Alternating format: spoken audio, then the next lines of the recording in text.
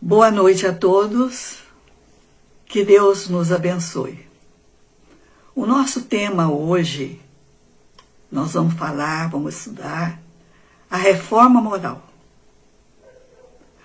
Se nós fôssemos analisar os momentos que temos vivido como materialistas, dando ouvido ao pessimismo, poderíamos concluir que estamos despencando num abismo sem fim, sem solução para nada. Que nascemos na terra ao acaso, sem planejamento nenhum, abandonados à própria sorte. São tantas as intrigas, as guerras pelo poder, imperando aí a violência. No entanto, isso não é verdade. Estudando a doutrina espírita, temos conhecimento de que muito antes da vinda de Jesus, muitos missionários passaram pela terra em todas as épocas da humanidade. Em todas as áreas do conhecimento científico, filosófico e religioso. Todos esses missionários eram enviados por Deus e tinham um único objetivo: colaborar com o progresso da humanidade. Por isso são considerados os precursores do cristianismo. Por quê? Porque eles já traziam em seus ensinos a essência dos ensinamentos do Cristo. Entre eles encontramos Buda, o Iluminado, o grande líder do budismo, que é uma doutrina espiritualista da antiguidade. De acordo com essa doutrina, a alma é imortal e cada seita tinha e tem até hoje explicações diferentes a respeito da vida após a morte, como também ensina o catolicismo e o protestantismo. O espiritismo, meus irmãos, vai mais além. Ele possui 5 princípios básicos: Deus, a imortalidade da alma, o intercâmbio entre o mundo espiritual e o mundo material, que é a mediunidade, e há também a pluralidade dos mundos habitados. Não podemos confundir espiritismo com espiritualismo. Tudo isso era desconhecido e foi revelado pela doutrina espírita através dos Espíritos da Verdade. Buda nasceu na Índia há 600 anos antes de Cristo. Seu nome era Siddhartha Gautama. Ele pertencia a uma família nobre e rica. Ele era jovem, bonito, rico. Mas a primeira vez que Siddhartha saiu de seu castelo, ele se deparou com o contraste em que ele viu o seu povo. Ele se viu frente a frente com a miséria, a doença, a ignorância. Chocou-se tão profundamente que abandonou tudo. Abandonou sua família, a riqueza e o prestígio, porque ele precisava encontrar o verdadeiro sentido da vida.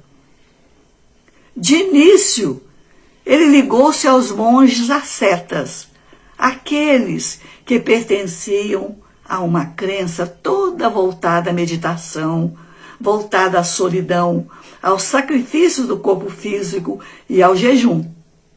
Eles acreditavam que, maltratando o corpo físico após a morte, eles alcançariam o nirvana. O que era nirvana? Nirvana era o céu para eles, a felicidade sem fim. Mas Siddhartha descobriu que o sacrifício foi em vão. Nada foi acrescentado em suas dúvidas e indagações. Buscou então a meditação através do isolamento nas florestas e nas margens dos grandes rios da Ásia. Ele então permaneceu concentrado durante 7 anos. Desta forma, ele atraiu a presença dos bons espíritos, que passaram a orientá-lo. Siddhartha, então, tomou conhecimento que o verdadeiro sentido da vida está no amor e na prática do bem. Finalmente, ele fora iluminado. A partir daí, ele passou a pregar, passou a ser conhecido por Buda, o iluminado. Ele passou a orientar a todos sobre a necessidade de se praticar o bem. Ele dizia, então, a ciência e o amor são os dois fatores essenciais do universo. Isso, meus irmãos, há 600 anos antes de Cristo. E essas são as lições ensinadas por Jesus e esclarecidas pela doutrina espírita e ilustradas muitas vezes pelos benfeitores espirituais que nos dizem carinhosamente: assim como um pássaro precisa de 2 asas para voar, o homem precisa desenvolver a ciência e o amor para progredir e ser feliz. Ou seja, o homem precisa desenvolver o seu intelecto e seus sentimentos para evoluir espiritualmente. Buda também pregava a reencarnação e a lei de causa e efeito, dizendo: tudo aquilo que praticamos volta para nós, seja o bem ou o mal. O bem nos proporciona alegria, paz, felicidade e saúde. O mal é a causa das nossas dores. Buda é considerado um dos precursores do cristianismo, porque a sua doutrina é toda de amor e caridade.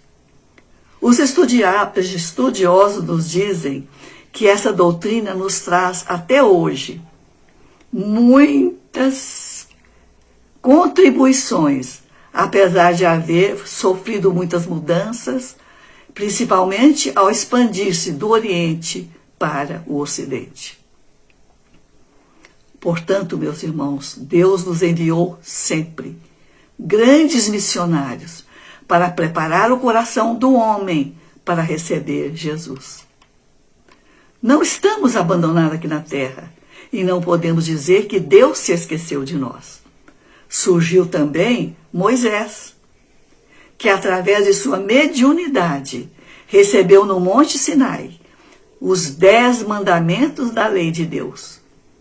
Ele foi também um dos enviados de Deus. Ele foi aqui na terra um grande legislador. Mas pela rebeldia do seu povo, ele costumava dizer também leis humanas severas. O povo hebreu era ligado a abusos e preconceitos adquiridos durante a escravidão no Egito. Eles eram contidos pelo medo, como a lei do olho por olho e dente por dente. Ou seja, se uma pessoa matasse alguém por enforcamento, essa pessoa também seria morta por enforcamento, de acordo com suas leis. Podemos perceber, então, que as leis humanas de Moisés mudavam de acordo com as necessidades, mas os 10 mandamentos da lei de Deus permaneceu invariável. E veio então Jesus, a maior luz que chegou até nós. O governador do nosso planeta, além de ensinar as leis de Deus, ele as vivenciava. Ele ensinava através da prática do bem. Em seus ensinos, ele revelava aquilo que o homem aqui na Terra desconhecia. Em sua primeira e grandiosa revelação, ele nos apresenta Deus, nosso Pai, dizendo: Deus é amor e nada existe fora desse amor. Bem diferente daquele Deus de comportamento humano que castigava, que se vingava, ensinado nas leis de Moisés. Em sua apresentação carinhosa, ele dizia: Deus é o Pai amoroso de todos nós. É aquele que educa seus filhos através de suas leis perfeitas. Jesus nos dá também as primeiras noções sobre a lei de causa e efeito. Cada vez que ele curava alguém, ele deixava claro a necessidade de se educar a alma, dizendo: vai e não tornes a pecar, para que não te aconteça algo pior. E antes que Jesus partisse para o mundo espiritual, ele nos assegurou que ele enviaria o Consolador, e que esse Consolador, que é a doutrina espírita, haveria de nos esclarecer e relembrar os seus ensinamentos. Ela nos faria grandes revelações através de espíritos iluminados. Essas revelações seriam encontradas nas obras de Kardec e também em obras psicografadas e subsidiárias, aquelas que dariam sequência de forma mais profunda, como as obras de André Luiz, Emmanuel, Irmão X, Joana de Ângeles e outros. Todas essas obras fazem parte da doutrina espírita. Todos esses trabalhadores estão dando continuidade aos assuntos das obras básicas de Allan Kardec, nos indicando a direção da luz, à medida que nos desenvolvemos intelectualmente. Da mesma forma, André Luiz, Emmanuel, Bezerra de Menezes, Irmão X, Joana de Ângeles e outros mais, todos desenvolvendo, atualizando os assuntos nos ensinamentos de Jesus e das obras básicas de Allan Kardec. Mas acontece que esta abençoada estrada da evolução nem sempre é a nossa estrada preferida. Como nos dizem os nossos benfeitores espirituais, de forma muito carinhosa, são poucos os que despertam cedo para a renovação interior. Ao chegar a dor, então, muitos se revoltam, tornam-se agressivos e irritados, perdendo assim uma grande oportunidade de crescimento interior. Não basta sofrer, é preciso saber sofrer. Aceitar a dor como processo educativo, com coragem, paciência e humildade. Foi então com essa coragem, com essa paciência e humildade, que Maria de Magdala deixou o seu exemplo de coragem e fé, nos mostrando que ninguém está sozinho, desamparado aqui na terra. Nas palavras de Jesus, ninguém entre os homens agrediu-se tão profundamente para renovar-se como a pecadora de Magdala. Meus irmãos, antes de conhecermos a sua história, vamos esclarecer um ponto. Irmão X, em seu livro Boa Nova, nos diz que muitas pessoas confundem a mulher adúltera da praça com Maria de Magdala. Elas são pessoas distintas, diferentes. A história de Maria de Magdala é uma, e a história da adúltera é outra. Conta-nos então, irmão X, em sua obra Boa Nova, que Maria era a mais bonita, a mais desejada mulher de Magdala. Vivia uma vida de princesa. Quando ela ouviu pela primeira vez a pregação de Jesus, estava em companhia de alguns romanos. Ficou encantada. Uma admiração profunda tomou conta dela. Ela se perguntava: que palavras eram aquelas? Que sentimento novo era aquele que sentia? Até naquele momento, viver as falsas alegrias do mundo. Tivera aos seus pés muitos homens, mas a sua alma estava sempre angustiada e o coração vazio. Ela bebera ali cada palavra de Jesus. Percebeu que Jesus havia plantado novos pensamentos dentro dela ao convidar a todos os homens para uma nova vida. A partir daí, Maria chorou. Depois disso, percebeu que os prazeres da vida agora lhe traziam um desânimo, um tédio mortal. Naquela noite meditou muito e não dormiu, mas tomou uma decisão. No dia seguinte, pegou uma barca e partiu para Cafarnaum, Ela precisava conversar com Jesus, mas ao mesmo tempo ela estava preocupada. Como ela seria recebida na casa de Simão Pedro? Seus conterrâneos nunca haviam lhe perdoado por haver abandonado o lar de seus pais e se entregado a uma vida de aventuras. Na opinião deles, ela também deveria ser apedrejada até a morte, de acordo com as leis da época. Mas algo dentro dela dizia que fosse procurar Jesus. Ela havia percebido que o Mestre Divino tratava com tanto carinho toda a multidão. Até as mulheres de vida duvidosa, ele as tratava com atenção e respeito, e eles não as desprezavam. Maria sentia que precisava mudar a sua vida, renunciar suas joias e os banquetes luxuosos. Ela queria trabalhar e também executar as ideias puras e redentoras de Jesus. Que lhe valiam as joias e as riquezas se a sua vida era vazia e sem amor? Com esses pensamentos, Maria de Magdala adentrou a casa de Simão Pedro. Jesus estava reunido com seus discípulos e recebeu-a com um sorriso. Vencendo a emoção muito grande que estrangulava o seu peito, cumprimentou a todos e disse humildemente a Jesus: Senhor, eu ouvi sua palavra consoladora e aqui estou. Sei que o Senhor tudo sabe e pode adivinhar como tenho vivido. Sou uma filha do pecado, Senhor, e todos me condenam. As primeiras lágrimas borbulharam de seus olhos, enquanto Jesus olhava com vontade. Ela, porém, continuou: Minha vida, Senhor, tem sido vazia e amargurada. Ouvi o vosso convite ao Evangelho e desejaria ser uma das vossas ovelhas. Será que Deus me aceitaria?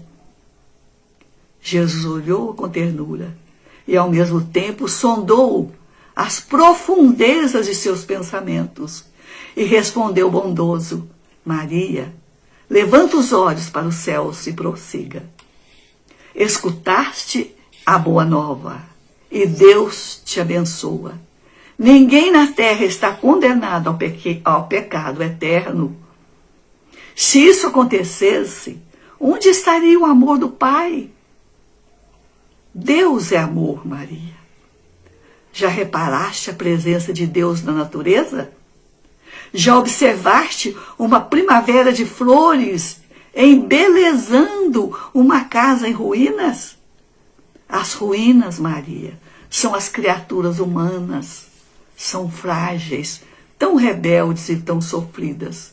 Porém, as flores, Maria, representam as esperanças em Deus. Caminha, Maria, nessa estrada de luz, porque o amor cobrirá multidão dos teus pecados. Mas o amor verdadeiro, o amor que renuncia, o amor que não exige nada em troca. Veja o exemplo das mães, Maria. Que seria do mundo sem as mães, que renunciam no silêncio e no sacrifício para educarem seus filhos? Naquele momento, Maria começou a chorar, pois lembrou-se de que não tinha filhos. E, debulhada em lágrimas, disse a Jesus: Ah, Senhor, desgraçada de mim, que não poderei ser mãe. Jesus, compadecido, fitou-a com ternura e disse-lhe: Maria, qual das mães será maior aos olhos de Deus? Aquela que dedicou-se unicamente aos filhos de sua carne, ou aquela que dedicou a sua alma aos filhos de outras mães? Aquela resposta pareceu despertá-la. E mais alegre disse a Jesus: Senhor, de hoje em diante renunciarei aos prazeres do mundo, para que um dia eu possa ter direito ao verdadeiro amor. Ajudarei como minhas filhas as irmãs do sofrimento. Aliviarei as feridas do coração e estarei ao lado de enfermos e leprosos. Neste momento, Simão Pedro entrou no aposento e lançou-lhe um olhar estranho e frio. Maria, com medo de perder a convivência com Jesus, timidamente respondeu: Senhor, quando partires desse mundo, como ficaremos? Jesus, finalizando aquele diálogo, disse-lhe: breve partirei, Maria, mas um dia estaremos todos reunidos em espírito, eternamente. Segue o teu caminho, renuncia, sacrifica-te e ama sempre. O caminho é estreito e difícil, mas a fé consegue remover a todos os obstáculos. A partir daí, meus irmãos, Maria de Magdala dedicou-se à causa do Cristo e sempre estava presente às suas pregações. Após a volta de Jesus aos planos espirituais, quando os primeiros discípulos espalharam-se a serviço do Evangelho, Maria teve medo da solidão. Ela queria fazer parte do grupo. Ela queria voltar com eles a Jerusalém, a cidade dos profetas. Mas todos os discípulos negaram. Eles tinham medo do seu passado. Eles não confiavam em seu coração de mulher. Maria sofreu calada o desprezo e a solidão. Mas lembrou-se das palavras do Mestre Jesus: caminha, Maria, nessa estrada de luz, porque o amor cobrirá a multidão dos teus pecados. Dali para frente, humilde sozinha, resistiu a todas as propostas condenáveis e foi fiel a Deus em todos os seus momentos. Sem recursos para viver, trabalhou humildemente em Magdala e Dalmanuta e procurava renovar suas forças a cada dia, percorrendo aquele caminho estreito e difícil que Jesus lhe falara. Mas, mesmo assim, ela chorava muito de saudade de Jesus e do grupo, principalmente quando passeava pela praia. E foi justamente ali, na praia, que ela encontrou um grupo de leprosos que procuravam Jesus. Eles não sabiam que o Mestre Divino já havia retornado aos planos espirituais. Cansados e infelizes, vinham de longe em busca de sua cura.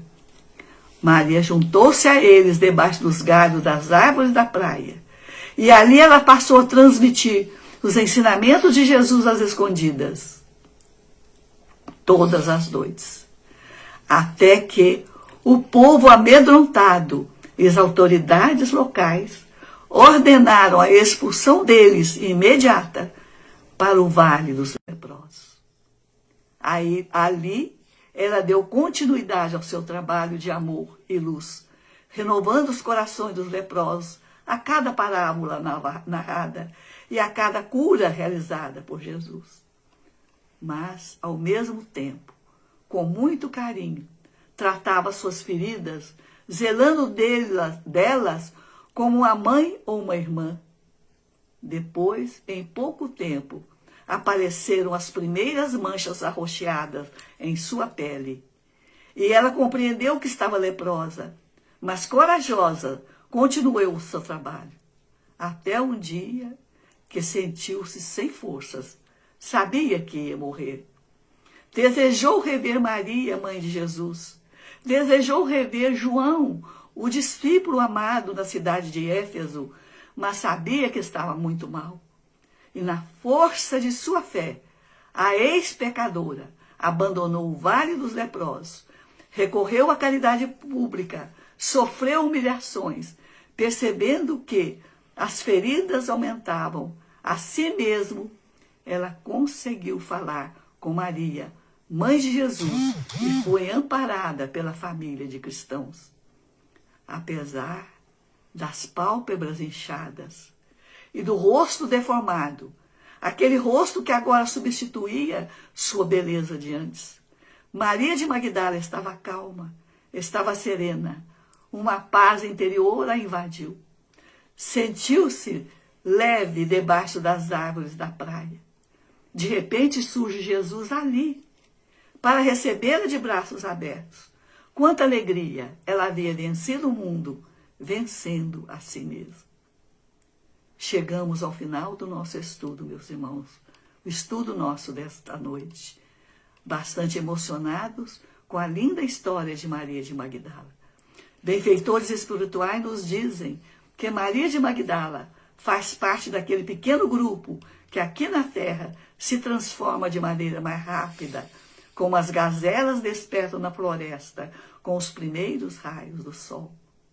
Maria despertou para as grandezas espirituais de Jesus na pregação da Boa Nova. Olhou dentro de si, reconheceu suas fraquezas e necessidades e trilhou com firmeza o caminho estreito, o caminho da renovação interior. Penso que todos nós desejaríamos possuir esta força interior, esta capacidade de renúncia, de amor. Que Jesus nos fortaleça em nossa caminhada aqui na Terra, na construção da nossa paz interior e na construção da nossa felicidade. Que Deus nos abençoe e nos fortaleça em nossa caminhada.